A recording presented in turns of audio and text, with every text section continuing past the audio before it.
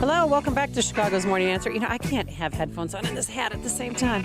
Yeah, I got the MAGA hat when I chaperoned the Blaine Blue Jays last trip to Washington, D.C. I think about 2 years ago, Remember that? I do. When we used to go on field trips. Remember when we used to have kids in school? Yeah. Remember we used to have sports? I have kids in school. Yeah, Sorry. but not for 2 days. 5 days a week, and nothing's normal yet. I wonder when we are going to go back to normal. Well, remember, 2021, 2022 is... I thought this was all supposed to go away when the election was over. Well, but the election's not over. It's not. Hey, That's why you got to good point. keep, pulling the narrative. That's keep right. Pumping up those numbers. Keep hope alive. Because remember, again, the CDC, 2 weeks before the election, changed the way they count cases. Now they do PCR tests, which is the molecular test, and the antigen test, which is a non-active COVID test. Wow. And they're combining them together. All of a sudden, it's like, again, a touchdown worth 6 points now in the middle of the game. Oh, a touchdown now is worth 11 points. Right. Just some random, okay. Yeah.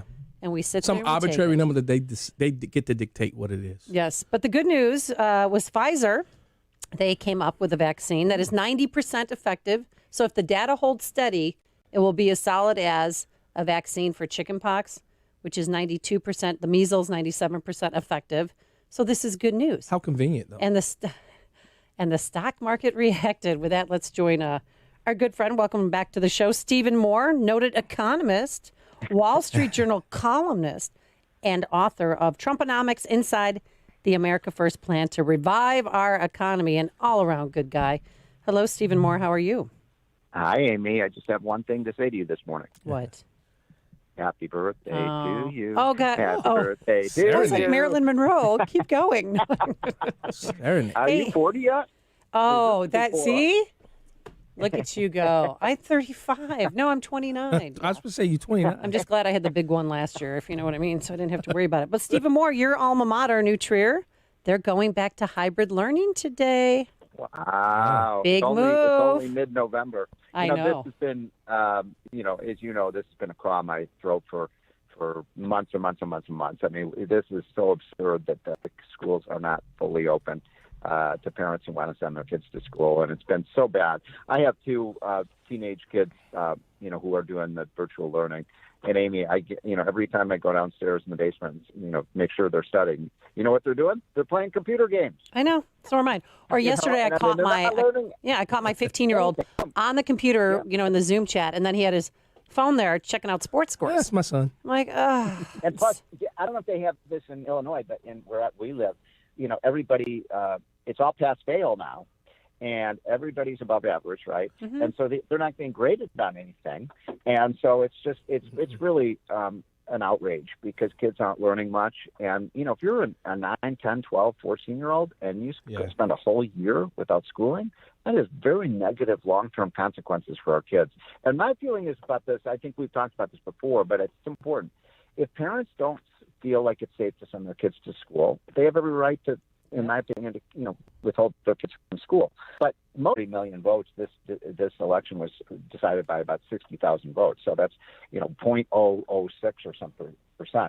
And two things happened in the last week that were dramatic events that I think would have totally changed people's minds.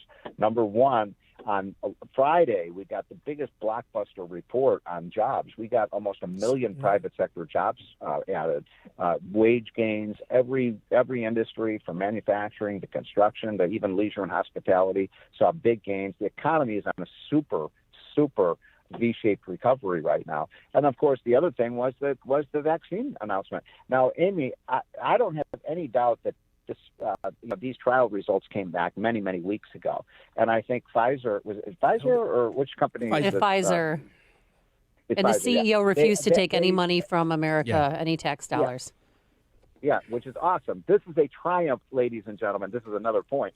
This is a triumph of free market capitalism. Capitalism is what gave us this vaccine, if it works, not government. But my point is, excuse me, that COVID. they knew about this weeks ago. And because the liberals have been saying, you can't trust a Trump vaccine, blah, blah, blah, I think they withheld this news so that it wouldn't be seen as politically motivated. Mm-hmm.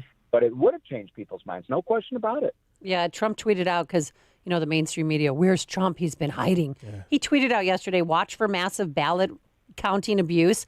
And just like the early vaccine, remember, I told you so. Yeah. Yeah.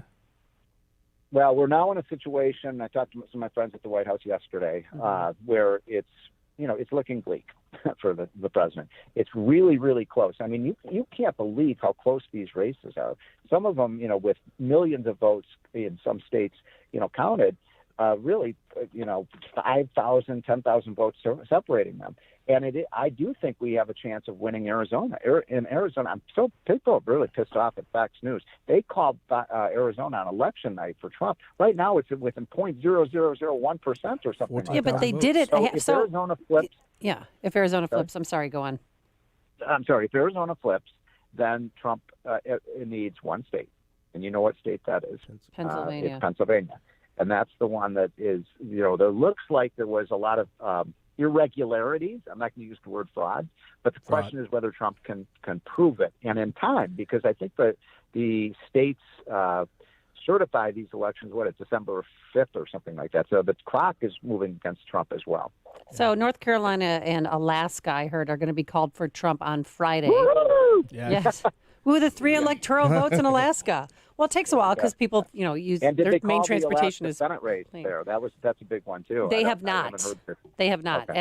As of 4:00 this morning, they had not. They said that will be called on Friday as well. Well, if you've ever been to Alaska, people take planes every day because it's island. That's never how been you. there. They have to fly in the ballot. Hers too dark. It's 23 hours of darkness. I can't It's deal just with that. during the winter time, John. It gets better. I Depression. You're swear. talking about being depressed. All right. So, do you think President Trump, if things don't go the way that he wants them to be, that he will concede and that there will be a peaceful transition of power? Yes, of course there will be. And, Trump isn't going away one way or the other. I think he's still got a shot. By the way, Georgia, we haven't mentioned Georgia. Yeah. My gosh, it's so close right now, too.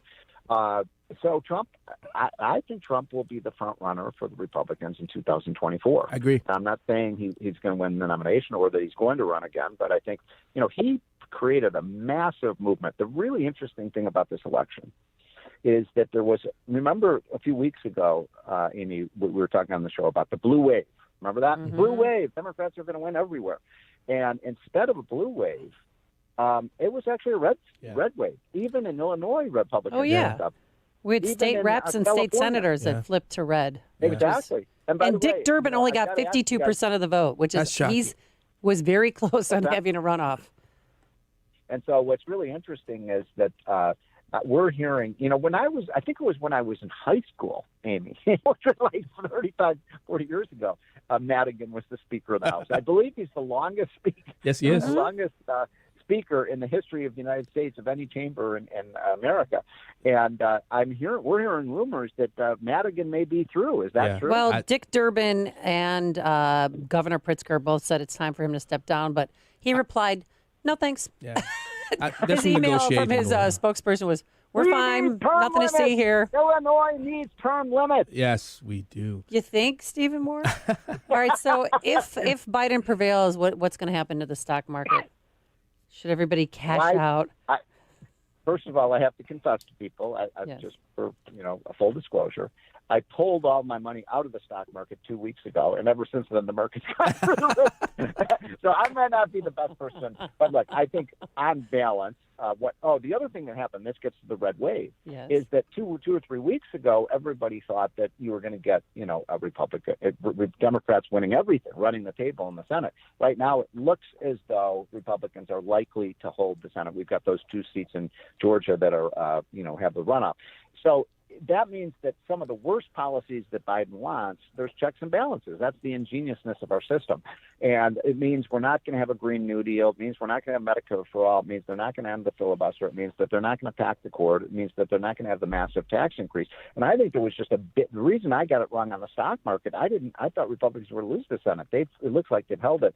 And I think that's one of the reasons the market has gone on this tear. Well, I think, Stephen, we have to make sure we win the 2 Georgia Senate seats. You better believe it. And I'm believe it. I'm getting word that the Democrats have sent every single operative that they have to the state of Georgia. Oh, already? And that's scary. Yeah. And then all the Hollywood elites are going to come in. And they're all coming in. They're going to do concerts and parties. That works in our favor. We want Lady Gaga to come to Georgia.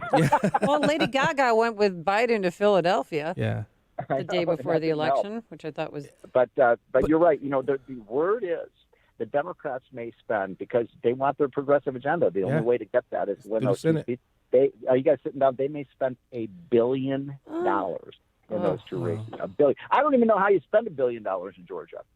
But I look at one of the first things Biden says, he's going to rejoin the Paris Accords, and the WHO. I really don't think people saw that aspect of what he would actually do, because the media never held him to account and never pushed and prodded him like they did President we didn't Trump. have access to him because he was hiding in his basement. The only person in our lifetime who will campaign by not campaigning, that will try to win an election, a presidential election, by not meeting with people in and a not red seeing wave. people. And how did he win in Erie, Pennsylvania? I mean, he didn't have 10 people at one of his rallies or campaign stops or whatever you want to call it. Well, what this election came down to was whether people would vote based on Trump, for or against Trump based on his performance or his personality.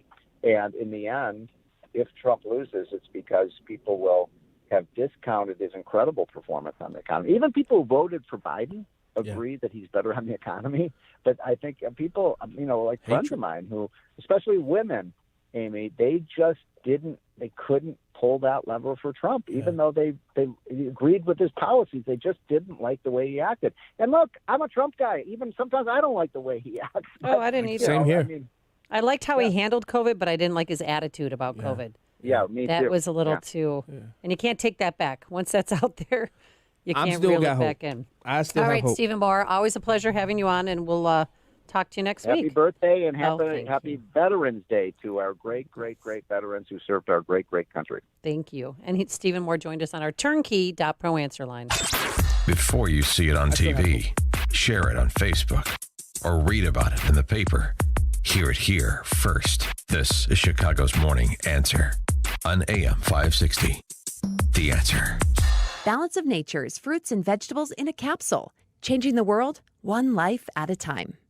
My son, he lives with me, and we both take it every day, and the results are wonderful. But when he was younger, he was in his early 20s.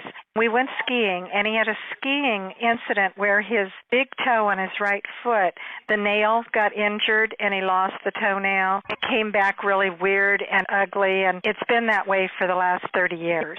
In about 4 months of us taking the products on a daily basis, his toenail came back perfect. Yeah, I wanted to share that with somebody because it was like astronomical. So we're really very happy with the product. Don't wait to see how Balance of Nature can improve your health from your head to your toes. Right now, Balance of Nature is offering free shipping and 35% off on any new preferred order. Go to balanceofnature.com today and use discount code Chicago. Guys, I want to encourage you to take care of your health. It's easier than you think at Low T Center. They're reinventing the doctor's visit, making it easy to get all of your levels checked, not just testosterone. They offer a comprehensive health assessment so you know all the numbers important to your health. If you've been feeling tired, grumpy, have lack of motivation and drive, have noticed weight gain and loss of muscle mass, these could be signs of low testosterone, low thyroid, or even sleep apnea.